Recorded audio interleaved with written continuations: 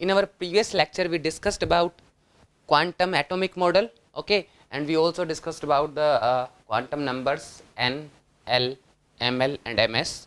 We also discussed about the physical significance of all these four quantum numbers. ठीक है, इस lecture में अपन बात करेंगे शेप ऑफ ऑर्बिटल्स, यानी कि जो ऑर्बिटल्स जो होंगे उनकी शेप कैसी होगी. अगर अपन क्वांटम एटॉमिक मॉडल से पहले की बात करें तो अपन किसकी कॉन्सेप्ट लेकर चलते थे, अपन कॉन्सेप्ट लेकर चलते थे ऑर्बिट्स की. और ऑर्बिट्स की शेप अपन कैसे लेकर चलते थे बोर एटॉमिक मॉडल में, कैसा था कि न्यूक्लियस के चारों तरफ इलेक्ट्रॉन एक सर्कुलर पाथ में क्या हो रहे हैं, रिवॉल्व हो रहे हैं. एक सर्कुलर पाथ के अंदर क्या लगा रहे हैं, न्यूक्लियस के चारों तरफ चक्कर लगा रहे हैं. ठीक है, लेकिन जैसे अपन क्वांटम एटॉमिक मॉडल में आते हैं तो ऑर्बिट की जो शेप है वो क्या हो जाती है, एक तरीके से रिजेक्ट हो जाती है और ऑर्बिटल्स की शेप यहाँ पे एग्जिस्टेंस में आती है. तो ऑर्बिटल्स की बात करें तो हमारे पास कितने टाइप के ऑर्बिटल्स होंगे, हमारे पास 4 ऑर्बिटल्स हैं, s, p, d and f. ठीक है, अच्छा अब इन सभी के लिए जो क्वांटम नंबर से अपन जो जो चीज़ें बता सकते हैं तो s होगा या p होगा, ये सब किससे डिसाइड होता है, l की वैल्यू से डिसाइड होता है. ठीक है, तो अगर अपन डिसाइड करना चाहें या एक समरी बनाना चाहें तो अपन क्या कह सकते हैं, इफ़ l इक्वल्स टू 0 तो ऑर्बिटल कौन सा आएगा, s आएगा. कौन सा आएगा, s आएगा.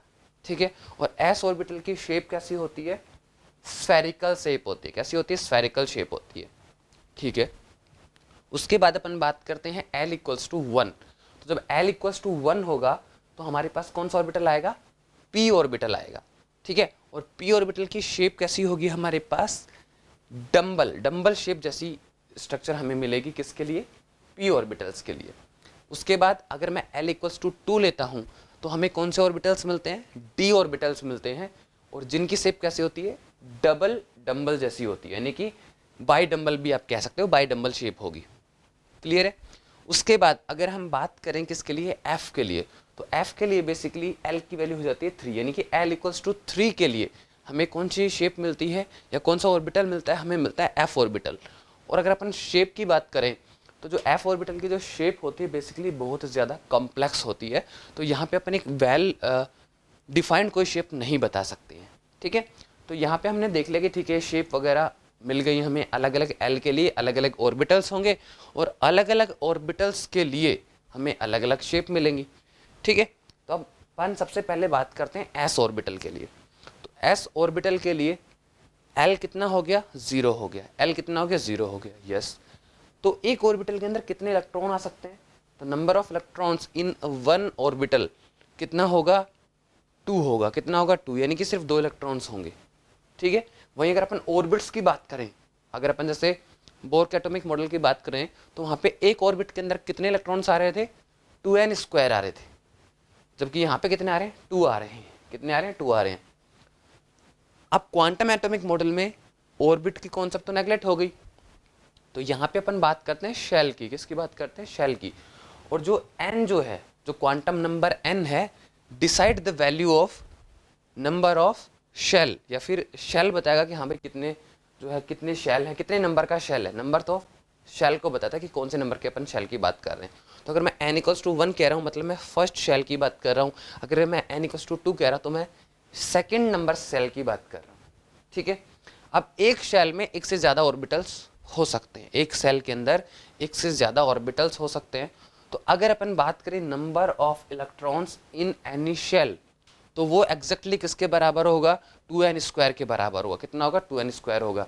यानी कि अपन सिंपल वर्ड्स में कहें तो जो ऑर्बिट की जो कॉन्सेप्ट थी बेसिकली अपने बोर एटॉमिक मॉडल में, और उसके अंदर जितने इलेक्ट्रॉन आ रहे थे उतने ही इलेक्ट्रॉन कहाँ आ रहे हैं, यहाँ पे शेल के अंदर आ रहे हैं. लेकिन एक शेल के अंदर एक से ज़्यादा ऑर्बिटल्स हो सकते हैं. जैसे अगर मैं बात करूँ n इक्वल्स टू 1 के लिए, तो n इक्वल्स टू 1 है तो l कितना होता है, n-1, तो l 1-1 कितना हो जाएगा, 0. तो अगर n इक्वल्स टू 1 है तो l कितना हो गया, 0 हो गया. और अगर l 0 है तो सिर्फ कौन सा ऑर्बिटल आ सकता है आपके पास, सिर्फ s ऑर्बिटल आ सकता है. ठीक है, ठीक है. अगर मैं n इक्वल्स टू 2 ले लेता हूँ, कितना ले लेता हूँ, 2 ले लेता हूँ, तो l कितने पॉसिबल है, n-1 तक, यानी कि 2-1 1 हो जाएगा. तो l की कितनी वैल्यू पॉसिबल है, 0 एंड 1. अगर n इक्वल्स टू 2 है तो l की वैल्यू कितनी पॉसिबल है, 0 एंड 1. अब 0 के कॉरस्पॉन्डिंग कौन सा ऑर्बिटल आपके पास आ जाएगा, s, और 1 के कॉरस्पॉन्डिंग कौन सा जाएगा, p। इसका मतलब क्या हुआ कि फर्स्ट सेल में तो सिर्फ s ऑर्बिटल था, लेकिन सेकंड सेल के अंदर अगर अपन बात करें तो वहां पे हमारे पास s ऑर्बिटल भी आ जाता है और p ऑर्बिटल भी आ जाता है। ठीक है, इसी तरीके से अगर अपन n इक्वल टू 2 के ऊपर जाएंगे, 3 के ऊपर जाएंगे, 4 के ऊपर जाएंगे, तो जैसे जैसे n की वैल्यू बढ़ती है l की वैल्यू भी बढ़ती जाएगी, और l की वैल्यू बढ़ती जाएगी तो मतलब नंबर ऑफ ऑर्बिटल्स बढ़ते चले जाएंगे। तो जैसे जैसे अपन आउटर शेल के अंदर जाते हैं नंबर ऑफ ऑर्बिटल्स बढ़ते हैं। क्या होते हैं, नंबर ऑफ ऑर्बिटल्स बढ़ते हैं। अब सवाल उठता है कि सर हमने जो शेप की बात की कि जो s ऑर्बिटल है उसके लिए जो शेप है वो स्फेरिकल होगी, ये कैसे पता चला, ये कैसे पता चला? तो ये बेसिकली पता चलता है किससे, प्रोबेबिलिटी डेंसिटी फंक्शन से। किससे पता चलता है, प्रोबेबिलिटी डेंसिटी फंक्शन से। याद करो बच्चों, अपन ने लास्ट लेक्चर में बात की थी कि किसी भी पार्टिकल को या किसी भी सिस्टम को क्वांटम मैकेनिक्स में वेव फंक्शन से क्या किया जाता है, रिप्रेजेंट किया जाता है। वेव फंक्शन ये कि साई से रिप्रेजेंट किया जाता है, और जो मोड ऑफ साई स्क्वायर है ये क्या बताता है, प्रोबेबिलिटी डेंसिटी बताता है। क्या बताता है, प्रोबेबिलिटी डेंसिटी को बताता है। यानी कि किसी भी एक पर्टिकुलर पोजीशन पर किसी पार्टिकल के मिलने की, किसी भी पार्टिकल के मिलने की प्रोबेबिलिटी क्या है उसे कौन बताएगा, उसको अपन कैसे कैलकुलेट कर सकते हैं, अपन साई स्क्वायर से कैलकुलेट कर सकते हैं, मोड ऑफ साई स्क्वायर से कैलकुलेट कर सकते हैं। तो क्वांटम मैकेनिक्स क्या कहती है कि भाई जो मेजरमेंट है वो सर्टेन नहीं है। बोर एटॉमिक मॉडल के अंदर जो सर्कुलर पाथ था वो क्या था, बिल्कुल फिक्स था, और वहां पे अगर बिल्कुल फिक्स है तो आप पोजीशन और मोमेंटम बिल्कुल शार्पली बता पा रहे थे, तो वहां पे अनसर्टेनिटी प्रिंसिपल क्या हो रहा था, वोलेट हो रहा था। In Bohr atomic model uncertainty principle is violated, लेकिन in quantum atomic model uncertainty principle is followed. क्यों? क्योंकि यहाँ पे अपन प्रिसाइज पोजीशन की बात ही नहीं करते हैं, हम सिर्फ प्रोबेबिलिटी बताते हैं कि इस पॉइंट पर पार्टिकल के मिलने की प्रोबेबिलिटी क्या है। What is the probability of finding any particle at any particular location. अपन बिल्कुल सर्टेन होकर नहीं कहते हैं कि हाँ पार्टिकल यहीं है, हम ये बताते हैं कि यहाँ मिलने के चांसेस इतने। प्रोबेबिलिटी का मतलब चांसेस कि कितने मिलने के चांस कितने हैं। तो जो प्रोबेबिलिटी डेंसिटी है इसी से हमें किसका पता चलता है, बेसिकली शेप का पता चलता है, ऑर्बिटल का। अब आप कहोगे सर कैसे पता चलता है, तो मान लीजिए यहाँ पे हमारे पास न्यूक्लियस है, और न्यूक्लियस के चारों तरफ क्या होते हैं, इलेक्ट्रॉन्स होते हैं। तो सबसे पहले अपन बात कर रहे हैं एस ऑर्बिटल की। किसकी बात कर रहे हैं, एस ऑर्बिटल की। तो एस ऑर्बिटल यानी कि अपन जैसे हाइड्रोजन एटम की बात कर सकते हैं। हाइड्रोजन एटम में एक ही इलेक्ट्रॉन होता है, तो मतलब फर्स्ट शेल के अंदर ही इलेक्ट्रॉन क्या होते हैं, मूव करेगा फर्स्ट शेल के अंदर। ठीक है, अब ये जो इलेक्ट्रॉन है ये मूव कर रहा है न्यूक्लियस के चारों तरफ, लेकिन ये किस किस पोजीशन पर जा सकता है, उन सभी पोजीशंस को डॉट से रिप्रेजेंट किया। किससे रिप्रेजेंट किया, डॉट से रिप्रेजेंट किया। और जिस पर्टिकुलर लोकेशन के आसपास इस इलेक्ट्रॉन के मिलने के चांसेस ज़्यादा हैं, प्रोबेबिलिटी ज़्यादा है, वहाँ पे जो डॉट बनाए जा रहे हैं उनकी डेंसिटी ज़्यादा रखी गई। क्या रखी गई, ज़्यादा। मतलब जहाँ पर इसके मिलने की प्रोबेबिलिटी ज़्यादा है वहाँ पे डॉट डेंसिटी को बढ़ा दिया गया। जो डॉट बना रहे हैं ना अपन स्मॉल डॉट, उनकी डेंसिटी को बढ़ा दिया। जहाँ पर इसके मिलने की प्रोबेबिलिटी कम है वहाँ पे हमने दूर दूर डॉट बनाए, यानी कि डॉट डेंसिटी को अपन ने कम रखा। और जब ये देखा गया तो इसकी शेप यहाँ पे हमारे पास कैसे निकल के आई, स्फेरिकल शेप निकल के आई। हाइड्रोजन के लिए अपन ने बनाया। ठीक है, तो हाइड्रोजन में तो n=1 यानी कि फर्स्ट शेल तक ही होता है। तो बोले यार आगे अगर अपन ऐसे एटम्स की बात करें जिसके अंदर number of protons, number of neutrons ज़्यादा है, नंबर ऑफ इलेक्ट्रॉन्स ज़्यादा है, तो वहाँ पर क्या होगा। ठीक है, तो अपन एक जनरल एटम की बात करें, या फिर अपन ऐसे करते हैं कि अपन n=2 की बात करते हैं। तो n=1 में अपन 1s की शेप अपन ने देखी, कैसी आई शेप, स्फेरिकल आई। अब अपन n=2 यानी कि 2s जो अपना ऑर्बिटल है उसके लिए शेप देखते हैं। तो n=2 का मतलब अब आपका जो इलेक्ट्रॉन है वो सेकंड शेल तक है, सेकंड शेल पे पहुंच गया है। ठीक है, अब सेकंड शेल में पहुंच गया है, और जब यहाँ पर इस इलेक्ट्रॉन के मिलने की प्रोबेबिलिटी क्या है पर्टिकुलर लोकेशन पर, उसके अकॉर्डिंग क्या बनाया गया, डॉट डेंसिटी कर्व बनाया गया। डॉट डेंसिटी कर्व क्या होता है बेटा, डॉट डेंसिटी कर्व का मतलब किसी भी पर्टिकुलर जगह पर मिलने की प्रोबेबिलिटी क्या है। जिस जगह के आसपास मिलने की प्रोबेबिलिटी ज़्यादा है वहाँ पर अपन ज़्यादा डॉट बनाएंगे, डॉट डेंसिटी को ज़्यादा रखेंगे। जहाँ पर मिलने की प्रोबेबिलिटी कम है वहाँ पर अपन डेंसिटी क्या रखेंगे, कम रखेंगे, यानी कि डॉट्स कम बनाएंगे। और जब 2s के लिए शेप बनाई गई तो ये देखा गया कि इसमें क्या हो रहा है, न्यूक्लियस के चारों तरफ पर्टिकुलर पॉइंट्स पर मिलने की प्रोबेबिलिटी ज़्यादा है। उसके बाद थोड़ा सा रीजन ऐसा है जहाँ पे कम डॉट्स आए, यानी कि वहाँ पर मिलने के चांसेस कम है। लेकिन उसके बाद वापस से जो डेंसिटी है वो क्या हो जाती है, बढ़ जाती है, डेंसिटी क्या हो जाती है, बढ़ जाती है। तो यहाँ पे अगर आप ध्यान से देखोगे तो इस शेप के अंदर बेसिकली एक इनर सरफेस बना, एक इनर स्फेयर बना बेसिकली, फिर बीच में डॉट्स कम आए, वो भी स्फेरिकल शेप ही है, और फिर बाद में एक और डेंस स्फेयर बना, यानी कि जिसमें डॉट्स की डेंसिटी ज़्यादा थी। अब ऐसा क्यों हो रहा है बेटा, ऐसा क्यों हो रहा है? 1s के अंदर हमारे पास एक सिंगल स्फेयर मिल रहा है, 2s के लिए हमारे पास स्फेयर मिल रहे हैं, 2 स्फेयर मिल रहे हैं। एक स्फेयर न्यूक्लियस के पास है, उसके बाद बीच में ऐसा रीजन आ रहा है जहाँ पे डॉट्स बहुत कम है। डॉट्स बहुत कम है मतलब वहाँ पर इलेक्ट्रॉन के मिलने की प्रोबेबिलिटी बहुत कम है। उसके बाद एक और स्फेयर यहाँ पे आया और वहाँ पर डॉट की डेंसिटी ज़्यादा है, मतलब प्रोबेबिलिटी क्या है, ज़्यादा है। तो ऐसा क्या हो रहा है यहाँ पे बेसिकली? तो ये कहाँ से निकाला हमने, क्या कहा था कि बेटा ये जो डॉट डेंसिटी कर्व है ये कैसे बनते हैं, प्रोबेबिलिटी से बनते हैं। प्रोबेबिलिटी अपन कैसे निकाल सकते हैं, मॉड ऑफ साई स्क्वायर से निकाल सकते हैं। कैसे निकाल सकते हैं, मॉड ऑफ साई स्क्वायर से। और जब 1s के लिए कर्व बनाया गया मॉड ऑफ साई स्क्वायर का, और 2s के लिए कर्व बनाया गया, तो 1s में आप देखोगे न्यूक्लियस के पास मिलने की प्रोबेबिलिटी सबसे ज़्यादा है। जैसे जैसे अपन दूर जा रहे हैं तो क्या हो रहा है, प्रोबेबिलिटी कम होती जा रही है और फिर ऑलमोस्ट जीरो की तरफ हो गई। वहीं 2s के लिए अगर आप कर्व देखते हो तो पहले क्या हो रहा है, न्यूक्लियस के पास मिलने की प्रोबेबिलिटी ज़्यादा है, फिर ऑलमोस्ट जीरो हो गई, और जीरो के बाद इसने वापस प्रोबेबिलिटी बढ़ने लग गई और बढ़कर एक पीक वैल्यू तक गई, और फिर वापस से क्या हो गई, जीरो की तरफ टेंड कर गई। यानी कि यहाँ पर क्या हुआ है, 2s ऑर्बिट में क्या हुआ है, एक बार जीरो होने के बाद वापस से प्रोबेबिलिटी बढ़ना स्टार्ट हुई है। एक बार जीरो होने के बाद वापस प्रोबेबिलिटी बढ़ना स्टार्ट हुई है। तो बिल्कुल यही हो रहा है। न्यूक्लियस से जैसे जैसे दूर जा रहे डॉट डेंसिटी क्या हो रही है, 2s ऑर्बिटल की बात करें बेटा अपन, 2s ऑर्बिटल को ध्यान से देखो, तो न्यूक्लियस से जैसे जैसे अपन दूर जा रहे हैं डॉट डेंसिटी कम हो रही है, फिर बिल्कुल जीरो हो गई, यानी कि ऑलमोस्ट बहुत ना के बराबर हो गई, और फिर वापस से डॉट डेंसिटी क्या हो रही है, बढ़ रही है। डॉट डेंसिटी क्या हो रही है, बढ़ रही है, और बढ़ते बढ़ते फिर बढ़ी, फिर कम होकर जीरो हो गई। तो यहाँ पे हमें बेसिकली क्या मिला, ऐसा मिल रहा है जैसे डॉट्स का कलेक्शन है, 2 स्फीयर हैं। कैसे हैं, 2, यानी कि एक स्फीयर के अंदर दूसरा स्फीयर, कुछ ऐसा यहाँ पे हमें मिल रहा है। ठीक है, तो ये होगी 2s ऑर्बिटल की शेप। लेकिन अगर अपन 2s की भी देखें तो स्फेरिकल सिमेट्री आ रही है। 1s में एक सिंगल स्फीयर बन रहा था, 2s में 2 बन रहे हैं। ऐसे ही अगर मैं 3s की बात करूंगा, किसकी बात करूंगा बेटा, 3s की बात करूंगा, तो यहाँ पे मेरे पास क्या आएंगे, बेसिकली 2 बार पूरा जीरो होने से पहले, प्रोबेबिलिटी कंप्लीटली जीरो होने से पहले 2 बार जीरो के वापस उठेगी। तो अगर यहाँ पे ग्राफ अगर आप देखते हो तो बेसिकली कुछ ऐसा ग्राफ मिलेगा, पहले प्रोबेबिलिटी कम हो रही है, फिर जीरो हुई, फिर वापस से बढ़ने लगी, फिर जीरो हुई, फिर वापस से बढ़ने लगी, और फिर फाइनली परमानेंटली जीरो हो गई। तो यहाँ पे अगर मैं 3s के लिए बनाऊंगा तो पहले न्यूक्लियस के चारों तरफ एक इलेक्ट्रॉन्स का क्या मिलेगा, बंच मिलेगा, एक स्फीयर मिलेगा।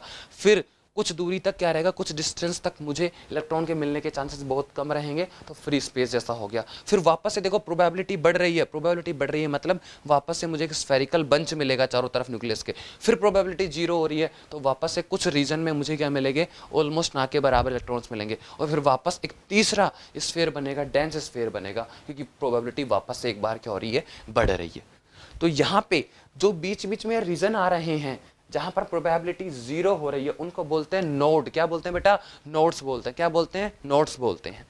तो ध्यान देना, मैंने क्या कहा, पॉइंट्स इन स्पेस और location in space where probability of finding electrons, probability of finding electrons, क्योंकि अपन एटॉमिक स्ट्रक्चर की बात कर रहे हैं, probability of finding electrons around the nucleus is zero are called nodes. क्या कहेंगे उनको अपन, नोड्स कहेंगे। किसके लिए, स्ट्रक्चर ऑफ एटम के लिए। लेकिन देखो यहाँ पे पर्टिकुलर अपन इलेक्ट्रॉन की बात कर रहे हैं, क्वांटम सिस्टम किन्हीं भी पार्टिकल्स का हो सकता है, तो जरूरी नहीं है कि आप इलेक्ट्रॉन डेफिनेशन में लिखो, आप इलेक्ट्रॉन्स की जगह पार्टिकल्स भी लिख सकते हो। ठीक है, तो आप क्या लिख सकते हो, that probability of finding any particle in space at any position is zero, then that position is called node। क्या कहेंगे अपन उसको, नोड कहेंगे। यानी कि जहां पर मिलने के चांसेस जीरो हो जाएं वो क्या हो गया, नोड हो गया बेटा। क्या हो गया, नोड हो गया। नोड बेसिकली 2 टाइप के होंगे, ठीक है, और इनको पॉइंट्स को अपन नोडल पॉइंट्स भी कह सकते हैं, नोड कह सकते हैं या फिर नोडल पॉइंट्स कह सकते हैं। ठीक है, अब ये नोडल पॉइंट्स है बेटा 2 टाइप के होंगे। फर्स्ट आता है रेडियल नोडल पॉइंट्स और दूसरा आता है हमारे पास एंगुलर नोडल पॉइंट्स। क्या आता है? पहला आता है रेडियल नोड पॉइंट्स या नोडल पॉइंट्स और दूसरा आता है एंगुलर नोडल पॉइंट्स। ठीक है, तो रेडियल का मतलब सीधा सा है, यानी कि जो रेडियल फंक्शन, यानी कि जो वेव फंक्शन होता है बेसिकली उसके दो पार्ट होते हैं, एक रेडियल पार्ट होता है और दूसरा होता है स्पेशियल पार्ट, यानी कि जो कि थीटा और फाई पे डिपेंड करता है। रेडियल पार्ट सिर्फ और सिर्फ आर पे डिपेंड करता है, लेकिन ये काफ़ी कॉम्प्लेक्स चीज़ें हो जाएंगी, आपको इतना याद रखने की जरूरत नहीं है। आप इतना याद रख लो कि हाँ, आपसे एग्जाम में सिर्फ इतना पूछ सकता है कि नोडल जो पॉइंट्स होते हैं वो कितने टाइप के होते हैं, तो रेडियल एंड एंगुलर। आगे अपन थोड़ा सा और इनके बारे में पढ़ेंगे कि नंबर कैसे काउंट कर सकते हैं, कि कितने नोड्स वहाँ पे होंगे, वो कैसे अपन काउंट करें, वो भी अपन बात करेंगे। ठीक है, तो एस की शेप हो गई। उसके बाद इस प्रोबेबिलिटी डिस्ट्रीब्यूशन से, यानी कि प्रोबेबिलिटी डेंसिटी, यानी कि जो अपन डॉट डेंसिटी के कर्व बना रहे हैं उसी से अपन पी जो ऑर्बिटल है उसकी शेप के बारे में पता लगाते हैं, उसी से डी के बारे में पता चला अपने को। तो अपन ने क्या किया, अगर अपन पी ऑर्बिटल की बात करें तो पी कहाँ से स्टार्ट होगा, बेसिकली एल इक्वल्स टू 1 से स्टार्ट होगा, तो एन की वैल्यू 2 होगी। तो अपन 2p ऑर्बिटल की जब अपन बात करते हैं तो 2p ऑर्बिटल के लिए जब देखा गया, 2p ऑर्बिटल के लिए जब प्रोबेबिलिटी डेंसिटी से डॉट कर्व बनाए गए तो हमें डंबल जैसी शेप मिली। कैसी मिली? डंबल जैसी शेप मिली बेसिकली। तो ये डंबल शेप क्या है? बेसिकली डंबल शेप का मतलब इस पूरी की पूरी जो पोजीशन आ रही है यहाँ पे, पूरा का पूरा जो वॉल्यूम ये कवर कर रहा है डंबल शेप, इसमें इलेक्ट्रॉन कहीं पर भी मिल सकता है। इसके बाहर मिलने के चांसेस नेग्लिजिबल जीरो है। इसके अंदर मिलने की टोटल लगभग प्रोबेबिलिटी इसके अंदर ही मिलेगा अगर वो पी ऑर्बिटल का इलेक्ट्रॉन है, अगर वो पी ऑर्बिटल का इलेक्ट्रॉन है तो। ठीक है, अब जो पी ऑर्बिटल है उसके ओरिएंटेशन के बेस पे इसके 3 टाइप होंगे। कितने टाइप होंगे? 3 टाइप होंगे। तो जो पी ऑर्बिटल है इसके 3 टाइप हो जाएंगे, p x, p y and p z. अगर वो एक्स एक्सिस के अबाउट सिमेट्री दिखा रहा है तो पी एक्स, वाई एक्सिस के अबाउट है तो पी वाई, और अगर जेड एक्सिस के अबाउट है तो पी जेड। तो यहाँ पे हमें पी ऑर्बिटल की डंबल शेप है ये पता चल गया, और इसके 3 टाइप है, क्योंकि अलग अलग एक्सिस के अबाउट अलग अलग तरीके से अपन क्या बना सकते हैं, ओरिएंटेशन रख सकते हैं। तो ओरिएंटेशन के बेस पे यहाँ पे हमें क्या मिल गए हैं? 3 क्या मिल गए हैं? टाइप मिल गए हैं पी ऑर्बिटल्स के भी। ठीक है, ठीक है। उसके बाद इसी तरीके से जब डी ऑर्बिटल के लिए देखा गया तो डी ऑर्बिटल के लिए भी प्रोबेबिलिटी डेंसिटी से डेंसिटी पॉइंट बनाए गए बेसिकली। ठीक है, पॉइंट डेंसिटी कर्व बनाए गए और वहाँ से हमें क्या मिलकर उसका शेप का पता चल गया। तो यहाँ पे जो डी ऑर्बिटल की जब अपन बात करते हैं तो डी ऑर्बिटल की बेसिकली ओरिएंटेशन के on the basis of orientation D orbital can be सब क्लासिफाइड इनटू 5 टाइप्स। ठीक है, कितने टाइप्स में? 5 टाइप्स में इसको अपन क्या कर सकते हैं? क्लासीफाई कर सकते हैं। तो जिसमें डी एक्स वाई आ जाएगा, डी वाई जेड आ जाएगा, डी जेड एक्स आ जाएगा, D X square Y square आ जाएगा। ठीक है, तो यहाँ पे हमारे पास टोटल कितने मिल जाते हैं? 5 टाइप्स यहाँ पे हमें मिल जाते हैं, किसके? डी ऑर्बिटल्स के। ठीक है, और एफ की जो शेप होती है काफ़ी कॉम्प्लेक्स होती है, तो वो जो है डिस्कस ही नहीं की जाती है कि हाँ इनकी शेप कैसी होगी। तो यहाँ पे हमें शेप पता चल गया। ठीक है, इनके टाइप्स पता चल गया कि भाई डी के अंदर 5 सब ऑर्बिटल्स कह सकते हैं अपन, पी के अंदर 3 होंगे, एस के अंदर सिर्फ अकेला ही है। ठीक है, नंबर ऑफ इलेक्ट्रॉन्स की अगर मैं बात करूँ तो एक ऑर्बिटल के अंदर 2 इलेक्ट्रॉन्स आ रहे हैं, तो पी के अंदर, पी एक्स के अंदर 2 आएंगे, पी वाई के अंदर 2 आएंगे और पी जेड के अंदर 2 आएंगे। तो 2p अगर मैं एक ऑर्बिटल की बात करूँ तो उसमें टोटल इलेक्ट्रॉन कितने हो जाएंगे? 6 हो जाएंगे। 3p के अंदर बात करूँ तो 6 हो जाएंगे, क्योंकि p के भी कितने हैं? सब पार्ट एक तरीके से, p x, p y, p z, तो हर एक में 2। ऐसे अगर मैं डी की बात करूँ तो डी के 5 पार्ट हैं, हर एक में 2 इलेक्ट्रॉन आ सकते हैं। इसका मतलब डी ऑर्बिटल में कितने इलेक्ट्रॉन आ सकते हैं? 10 इलेक्ट्रॉन्स आ सकते हैं। कितने आ सकते हैं? 10 इलेक्ट्रॉन्स आ सकते हैं। ठीक है, ऐसी एफ के basically on the basis of orientation F orbital can be subclassified into 7 types. So basically number of electrons in f orbitals is 14. कितने इलेक्ट्रॉन्स आ सकते हैं f में? 14 आ सकते हैं, क्योंकि इसमें जो सब क्लासिफिकेशन है ओरिएंटेशन के बेस पे उसके अंदर कितने आते हैं? बेसिकली 7 टाइप्स आ जाते हैं सब ऑर्बिटल्स के। क्लियर है?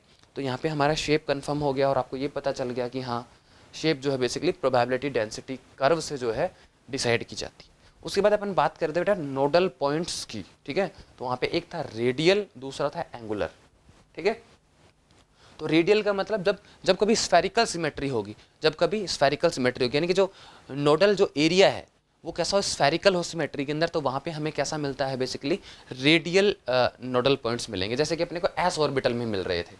ठीक है, वहीं अगर कभी आपको एक सिंगल प्लेन, आसान शब्दों में मैं समझा रहा हूँ, बाकी यहाँ पे बेसिकली जो एज़िमुथल क्वांटम नंबर है वो इन्वॉल्व होता है, एंगल इन्वॉल्व होते हैं, एंगुलर मोमेंटम जो होता है उसके कंपोनेंट्स वगैरह बनाए जाते हैं, काफ़ी कॉम्प्लेक्स है। यानी कि आपके स्टैंडर्ड पर अगर मैं क्वांटम मैकेनिक्स, क्योंकि आपके बीएससी फाइनल ईयर में जाके स्टार्ट होते हैं, ग्रेजुएशन का भी जब एंड होने लगता है तब जाके क्वांटम मैकेनिक्स आती है, तो यहाँ पर मैं वो सब चीज़ें नहीं बता सकता।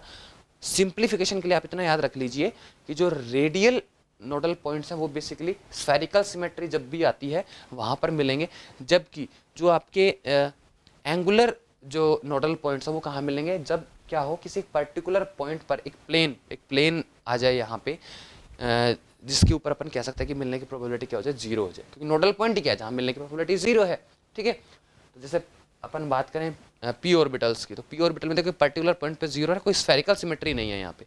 ठीक है, तो यहाँ पे बेसिकली क्या आ रहा है, 2p की अगर अपन बात करें तो जो नोडल पॉइंट है इसके अंदर वो कैसा है, एंगुलर नोडल पॉइंट है। ठीक है, लेकिन अगर जब अपन 3p के अंदर जाते हैं तो 3p के अंदर बेसिकली नोडल पॉइंट्स रेडियल भी आता है और एंगुलर भी आता है, रेडियल भी आता है और एंगुलर भी आता है। ठीक है, तो अपन number of radial nodal points या फिर number of angular nodal points या फिर number of total nodal points कैसे कैलकुलेट करें, तो number of total nodal points equals to n minus one. n क्या है यहाँ पे, क्वांटम नंबर है आपका, प्रिंसिपल क्वांटम नंबर है। ठीक है, angular nodal points equals to small l, यानी कि आपका एजिमुथल क्वांटम नंबर। ठीक है, number of radial nodal points कितना हो जाता है, n minus l minus one, कितना हो जाता है, n minus l minus one. Clear है, तो ये फॉर्मूले आपको याद रखने हैं। जैसे फॉर एग्जांपल अगर मैं बात करूं कि भैया 2p है, 2p ऑर्बिटल है, तो इसके अंदर कितने नोड पॉइंट होंगे, कितने रेडियल होंगे, उनमें से कितने उनमें से एंगुलर होंगे, तो कैसे बताओगे। 2p ऑर्बिटल है, 2p ऑर्बिटल मतलब n की वैल्यू कितनी है, 2 है, n की वैल्यू कितनी है, 2 है। तो अगर n इक्वल्स टू 2 आ गया तो इसका मतलब nodal points, total nodal points कितने आ जाएंगे, n माइनस वन, यानी 2 माइनस वन यानी कि 1 आ जाएगा। ठीक है, ओके, अब बात करते हैं किसकी, अपन number of angular nodal points की। तो number of angular nodal points कितना होता है, l के बराबर होता है। p ऑर्बिटल के लिए l कितना होता है, 1 होता है। तो इसका मतलब number of nodal points in 2p orbit कितने आ जाएंगे, 2p ऑर्बिटल कितने आ जाएंगे, 1 आ जाएगा। ठीक है, टोटल भी कितने हैं, 1 है, और number of angular nodal point भी कितने हैं, 1 है। Number of radial nodal point कैसे निकालते हैं, n minus l minus one. ठीक है, n कितना है यहाँ पे, 2 है, 2p बात कर रहे हैं, माइनस l कितना है, p ऑर्बिटल है तो 1 है, 2 माइनस वन, फिर माइनस वन, तो 2 माइनस वन जीरो हो गया। यानी कि 2p ऑर्बिटल के अंदर रेडियल नोडल पॉइंट होता ही नहीं है, सिर्फ कैसा होता है, एंगुलर होता है। ठीक है, अब जैसे मैं बात करूं किसकी, मैं बात कर लेता हूं भाई 3p में बताओ, तो अगर 3p की बात करें तो n इक्वल्स टू कितना हो गया, 3 हो गया। तो total number of nodal point कितना हो जाएगा, n माइनस वन, यानी कि 3 माइनस वन इक्वल्स टू 2 हो जाएगा। रेडियल नोडल पॉइंट्स की अगर मैं बात करूं तो रेडियल नोडल पॉइंट्स कितने होंगे, n minus l minus one. तो n कितना है, 3 है, l कितना होता है, p के लिए 1 होता है, 3 माइनस वन, एक और फॉर्मूले में 3 माइनस वन कितना हो जाएगा, 1 बच जाएगा। तो यानी कि number of radial nodal points 3p में कितने हो गए, 1 हो गए। Number of angular nodal points कितने होते हैं, l के बराबर होते हैं, p के लिए कितना होता है, l 1 होता है, तो कितना हो जाएगा, 1 हो जाएगा। यानी कि इसके अंदर 3p के अंदर टोटल नोडल पॉइंट्स कितने हैं, 2 हैं, जिसमें से एक रेडियल है और एक कैसा है आपका, एंगुलर है। तो आपके जो एग्जाम में क्वेश्चन है कुछ ऐसा ही आएगा, जैसे 3D में पूछ लिया, ठीक है, 4s में पूछ लिया, 6p में पूछ लिया। तो यहाँ पे आप इजीली क्या बता सकते हो, total number of nodal points बता सकते हो, कितने रेडियल होंगे ये बता सकते हो, और कितने एंगुलर होंगे ये बता सकते हो। क्लियर है, तो इस लेक्चर में हमने बात कर ली किसकी, शेप की और नोडल पॉइंट्स की, कि नोडल पॉइंट्स कितने टाइप के होते हैं और कैसे अपन कैलकुलेट कर सकते हैं। ठीक है, अब अपन बात करते हैं एनर्जी की। किसकी बात करेंगे, एनर्जी ऑफ ऑर्बिटल्स की। तो हमारे पास ऑर्बिटल्स कौन से हैं, s p d f।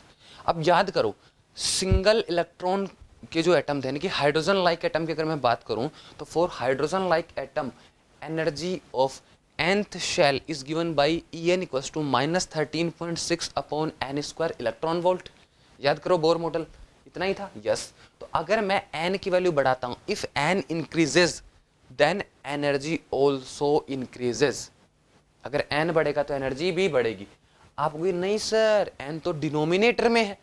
Yes, n क्या है, डिनोमिनेटर में है, लेकिन एनर्जी देखो आगे नेगेटिव भी तो है। तो नेगेटिव के अंदर जो मैग्नीट्यूड में छोटा नंबर होता है वो असल में बड़ा होता है। जैसे माइनस, अगर मैं n इक्वल्स टू 1 की बात करूँ तो एनर्जी कितनी आ जाएगी, -13.6 इलेक्ट्रॉन वोल्ट। लेकिन अगर मैं n इक्वल टू 2 की बात करूँ तो 2 का स्क्वायर 4, तो अगर मैं 4 से डिवाइड करूंगा तो मेरे पास कितनी एनर्जी आ जाएगी, -3.4 इलेक्ट्रॉन वोल्ट। यही बात है, यस। तो ये बताओ माइनस का 13.6 बड़ा है या माइनस का 3.4 बड़ा है? ऑफ कोर्स माइनस का 3.4 बड़ा है, यानी कि एनर्जी किसके लिए, n इक्वल्स टू 2 के लिए ज्यादा है और n इक्वल्स टू 1 के लिए कम है। तो यानी कि कुल मिला के मैं ये कह सकता हूं, if principal quantum number n increases then energy also increases. Clear? Yes. तो अगर मैं इस हिसाब से लिखना चाहूं तो अपन क्या कह सकते हैं, सबसे कम एनर्जी किसकी हो जाएगी, 1s की हो जाएगी। ठीक है, उसके बाद एनर्जी किसकी हो जाएगी, जैसे 2s की हो जाएगी। ठीक है, और 2p, अब दोनों में 2s और 2p दोनों में n की वैल्यू सेम है, इसका मतलब 2s इक्वल्स टू 2p, दोनों की एनर्जी क्या होगी, सेम होगी। ठीक है, उसके बाद अपन बात करें किसकी, n इक्वल्स टू 3 की, तो n इक्वल्स टू 3 में कौन कौन आ जाएगा, 3s आ जाएगा, 3p आ जाएगा, 3d आ जाएगा। तो तीनों की एनर्जी सेम, क्योंकि n सेम है, n सेम है। तो अगर n सेम है तो एनर्जी सेम। तो मुझे ये बताओ कि ये सही है क्या? नहीं, आपने इलेक्ट्रॉनिक अगर कॉन्फ़िगरेशन छोटी क्लासेस में पढ़ा है तो ये तो कॉन्फ़िगरेशन नहीं होता है। तो यहाँ पे और इन्वॉल्वमेंट कौन लेकर आता है, यहाँ पे दूसरा जो इन्वॉल्वमेंट आता है वो आता है एल से। किससे आता है, प्रिंसिपल क्वांटम नंबर n के अलावा कौन यहाँ पे अफेक्ट करता है, एजिमुथल क्वांटम नंबर यानी कि l, ऑर्बिटल क्वांटम नंबर भी आप उसको कह सकते हो। वो यहाँ पर क्या करता है, अपना रोल प्ले करता है एनर्जी में। ठीक है, क्योंकि सारे के सारे एटम तो क्या नहीं होंगे, सिंगल इलेक्ट्रॉन नहीं होंगे। अगर सारे के सारे एटम सिंगल इलेक्ट्रॉन नहीं होंगे तो इसका मतलब इलेक्ट्रॉनिक से ज़्यादा होंगे। अगर न्यूक्लियस के चारों तरफ नंबर ऑफ इलेक्ट्रॉन्स ज़्यादा हैं तो यहाँ पे आ जाता है शील्डिंग इफेक्ट। क्या आ जाता है बेटा, शील्डिंग इफेक्ट। शील्डिंग इफेक्ट क्या होता है सर, अब सोचो न्यूक्लियस है, न्यूक्लियस के चारों तरफ इलेक्ट्रॉन्स हैं, तो जो इलेक्ट्रॉन आउटर ऑर्बिट्स में है, आउटर ऑर्बिटल्स में है, यानी कि थोड़ा दूर है न्यूक्लियस से, उन पर न्यूक्लियस का जो अट्रैक्शन फोर्स है वो इतना नहीं लग पाता है। क्यों नहीं लग पाता है, क्योंकि आउटर ऑर्बिटल का जो आउटर शेल का जो इलेक्ट्रॉन है उसके आगे बहुत सारे इलेक्ट्रॉन ऑलरेडी हैं। तो जो न्यूक्लियस का अट्रैक्शन फोर्स है वो इतना एक्सपीरियंस नहीं करने देंगे उसको, क्योंकि ये जो अंदर वाले शेल के जो इलेक्ट्रॉन है वो उस पर रिपल्सिव फोर्स लगाएंगे। कैसा लगाएंगे, रिपल्सिव फोर्स। तो जो नेट फोर्स हो जाएगा आउटर शेल पे वो कम हो जाएगा। जैसे जैसे n की वैल्यू बढ़ती जाएगी, यानी कि आउटर शेल दूर जाता जाएगा, वैसे वैसे शील्डिंग इफेक्ट ज़्यादा होता चला जाएगा।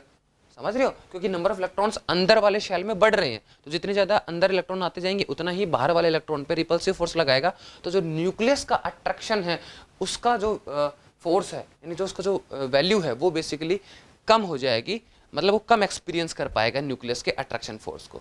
अगर कम एक्सपीरियंस कर पाएगा इसका मतलब एनर्जी क्या हो जाएगी, कम हो जाएगी। एनर्जी क्या हो जाएगी, कम हो जाएगी।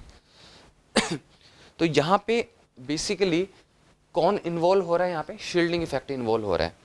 तो शील्डिंग इफेक्ट की वजह से एन के साथ साथ एल का भी यहाँ पर रोल आ जाता है। किसका रोल आ जाता है, एल का भी रोल यहाँ पर हमें देखने को मिलता है। किसकी वजह से सर, शील्डिंग इफेक्ट की वजह से।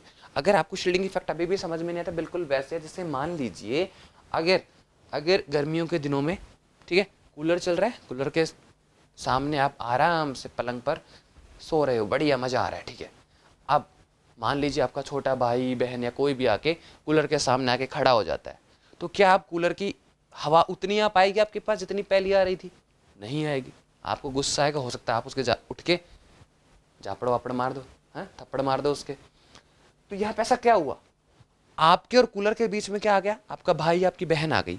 ऐसे ही आउटर शेल के इलेक्ट्रॉन और न्यूक्लियस के बीच में इनर शेल के इलेक्ट्रॉन आ जाते हैं। आउटर शेल के इलेक्ट्रॉन और न्यूक्लियस के बीच में इनर शेल के इलेक्ट्रॉन आ जाते हैं।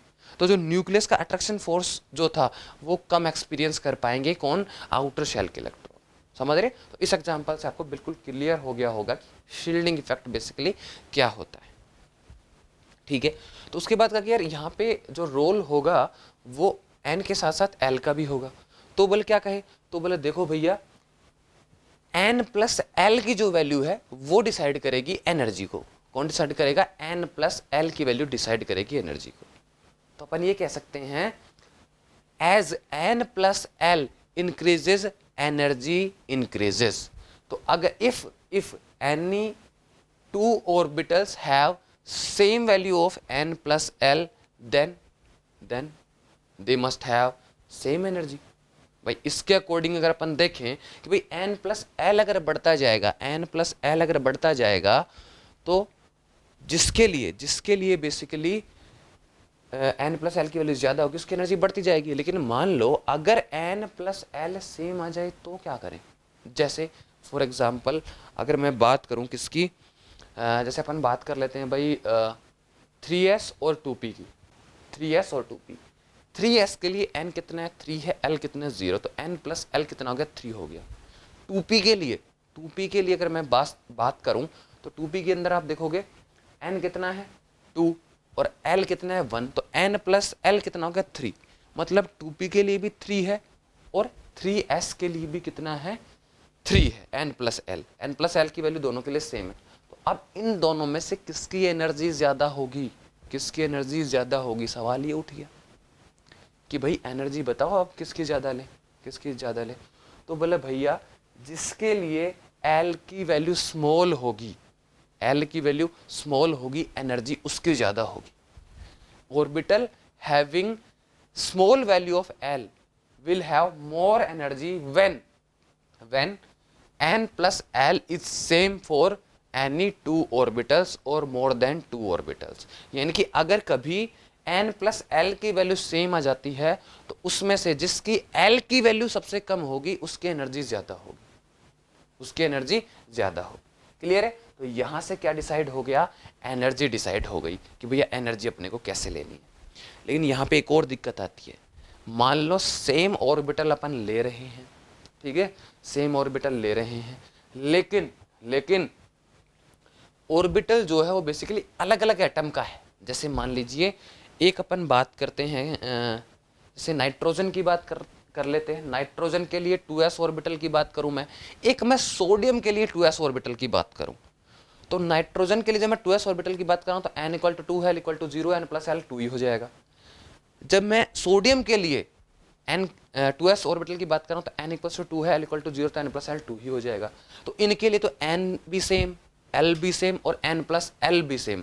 तो अब कौन आएगा? अब किसका इफेक्ट अपन कंसीडर करें? तो यहाँ पर फिर अपन इफेक्ट कंसीडर करते हैं एटॉमिक नंबर का। किसका? एटॉमिक नंबर का।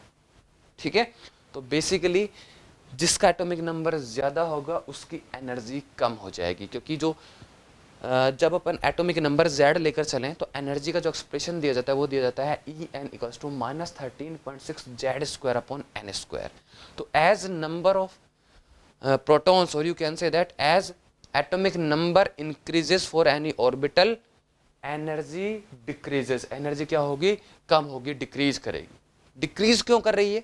क्योंकि नेगेटिव वैल्यू है, नेगेटिव वैल्यू है इसलिए कर रही है। ठीक है, क्योंकि नेगेटिव के अंदर जो बड़ा नंबर होता है वो एक्चुअल में छोटा होता है। जैसे -2 और -10, बड़ा कौन है? -2। बड़ा कौन है? -2। तो नाइट्रोजन के लिए जैसे Z की वैल्यू कितनी है? 7 है, तो 7 का स्क्वायर 49 होगा। सोडियम के लिए कितना है? 11 है, तो 11 का स्क्वायर कितना हो जाएगा? 121 हो जाएगा। तो -13.6 Z² अपॉन n दोनों के लिए कितना है? 2 है। जब अपन कैलकुलेट करेंगे तो बेसिकली किसके लिए ज़्यादा आएगा? 2s ऑर्बिटल किसके लिए? सोडियम के लिए इसका मैग्नीट्यूड ज़्यादा आएगा, यानी कि बड़ा नंबर आएगा, लेकिन नेगेटिव है। नेगेटिव मतलब इसकी एनर्जी कम है। एनर्जी क्या है? कम है। तो अगर दो अलग अलग एटम्स की कंपेरिजन किया जाए तो आपको फिर क्या कंसिडर करना है? आपको एटॉमिक नंबर भी कंसिडर करना है। अगर सेम एटम्स की बात कर रहा है, सेम एटम की बात कर रहा है, तो आप किसको देखोगे? सबसे पहले observe the value of n plus L. अगर n प्लस एल की वैल्यू ज़्यादा है इसका मतलब एनर्जी ज़्यादा है। n प्लस एल ज़्यादा है मतलब एनर्जी ज़्यादा है। क्लियर? यस। अब अगर if n plus l equals to same value, यानी कि अगर n प्लस एल दोनों सेम वैल्यू ले रहे हैं, देन ऑर्बिटल हैविंग लेस और low value of L have more energy, यानी कि जिसके लिए L कम होगा उसी के लिए क्या होगी? एनर्जी ज़्यादा होगी। और जब इन सारे रूल्स को फॉलो करते हुए एक कॉन्फ़िगरेशन लिखा गया तो कॉन्फ़िगरेशन क्या आता है? ध्यान देना, 1s 2s, ठीक है, 2p 3s and so on. यानी कि अगर मैं एक सिंपल तरीके से आपको देखो, n की वैल्यू तो आपको बढ़ाते हुए चलना है। ट्रिक बताता हूँ याद करने की, कैसे याद करना है। S के लिए n स्टार्ट होगा 1 से, P के लिए स्टार्ट होगा n 2 से, ठीक है। D के लिए n स्टार्ट होगा कितने से? 3 से, और आपका जो F है उसके लिए N स्टार्ट होगा 4 से, तो यानी कि P के लिए 2P से छोटा यानी 1P एग्जिस्ट नहीं करेगा। D के अंदर 3D से कम यानी कि 2D और 1D एग्जिस्ट नहीं करेगा। F के अंदर 4F से छोटा यानी कि 3F 2F 1F एग्जिस्ट नहीं करेगा, स्टार्ट ही 4 से होगा।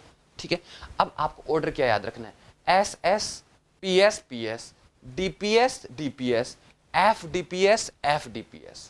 देखो क्या करना है, SS उसके बाद PS PS 2 बार, फिर DPS DPS, फिर FDPS FDPS। समझ रहे हो, एक उल्टे ऑर्डर के अंदर लिखना है बस, SS फिर PS PS फिर DPS DPS, उसके बाद FDPS FDPS। अब आपको क्या लगाना है इनके आगे, N की वैल्यू लगानी है। S कहाँ से स्टार्ट होता है, 1 से, तो S 1 से स्टार्ट हो रहा है तो 1 2 लगा दीजिए जितने भी S लग रहे हैं। उसके बाद P को कहाँ से स्टार्ट करना है, 2 से, तो P के आगे 2 3 4 लगा दीजिए। उसके बाद D को कहाँ से स्टार्ट करना है, 3 से, 3 लगा दीजिए, 3 से स्टार्ट कीजिए, 3 4 5 6 7 8 जहाँ तक जा रहा है। और फिर F को कहाँ से स्टार्ट करना है, 4 से स्टार्ट करना है, तो 4 5 6। ठीक है, इस तरीके से अपन क्या लिख सकते हैं, इलेक्ट्रॉनिक कॉन्फ़िगरेशन लिखते हैं। तो ये एक ऑर्डर है एनर्जी का कि सबसे पहले इलेक्ट्रॉन 1s में आएगा, फिर 2s में आएगा, फिर 2p में जाएगा, फिर 3s में जाएगा। ठीक है, एंड सो ऑन। फिर उस तरीके से पूरा का पूरा कॉन्फ़िगरेशन आपको याद रखना है। याद रखने की मैंने ट्रिक आपको बता ही दी है। बाकी इलेक्ट्रॉनिक कॉन्फ़िगरेशन जो है आपको, जो अपने ऑर्गेनिक के टीचर है, ऑर्गेनिक केमिस्ट्री के जो टीचर हैं, उन्होंने अच्छे से आपको एक्सप्लेन किया होगा। शायद उन्होंने भी कुछ ट्रिक बताई हो आपको इलेक्ट्रॉनिक कॉन्फ़िगरेशन का ऑर्डर याद रखने की, बाकी मैंने भी आपको बता दिया है। ठीक है, तो इस लेक्चर में अपन ने बात कर ली किसकी, शेप ऑफ ऑर्बिटल्स की, साथ में अपन ने बात कर ली है एनर्जी ऑफ ऑर्बिटल्स की, साथ में हमने बात कर ली है इलेक्ट्रॉनिक कॉन्फ़िगरेशन की कि अपन किस तरीके से जो है किस ऑर्डर में इलेक्ट्रॉन्स को फिल करते हैं। क्लियर है, किस तरीके से अपन बताएंगे किस ऑर्बिटल की एनर्जी कम है, किस ऑर्बिटल की एनर्जी ज़्यादा है। तो इस लेक्चर में इतना ही। इस लेक्चर के साथ ही हमारा जो ये चैप्टर है स्ट्रक्चर ऑफ एटम वो ख़त्म हो गया है। तो मिलते हैं नेक्स्ट लेक्चर में एक नए चैप्टर के साथ। तब तक के लिए स्टे सेफ, टेक केयर।